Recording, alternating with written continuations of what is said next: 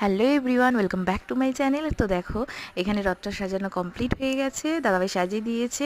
আর এখানে আমি সব ঠাকুরকে পুজো টুজো দিয়ে নিয়েছি, সব ফুল টুল নিয়ে এসেছিলো, সব পুজো টুজো দিয়ে প্রসাদ টসাদ দিয়ে সব রেডি করে নিয়েছি। এইবারে রথটাকে এইবারে ঠাকুরটাকে রথের মধ্যে তুলে নেবো। আর কি বলতো, বাড়ির সামনেটা একটু টানবো, কারণ বৃষ্টি হয়েছে, এত কাদা হয়েছে চারদিকে, তো কোথায় আর টানবো বলো। তো একটুখানি বাড়ির সামনেটা টানা হয়েছে, নিয়ে চলে যাচ্ছি মাসির বাড়িতে। আর এখানে চলে এসছে মাসির বাড়িতে রথটা।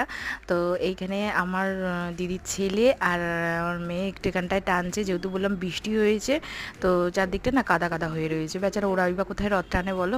তো এখানটা একটু রথটা টানছে। আর এখানে দেখো আমার দিদির বাড়ির মন্দিরের সামনে ডিজাইনটা করা রয়েছে, এর আগেও দেখেছি, তোমাদের সাথে শেয়ার করেছি। আর এই হচ্ছে আমার দিদির বাড়ির মন্দির। তো এইখানটায় এখন রেখে দিচ্ছে সাজিয়ে টাজিয়ে মন্দির উপরে তুলে। তো চলো, ব্লগটা এখানে শেষ করছি। যদি ভালো লাগে লাইক শেয়ার কমেন্ট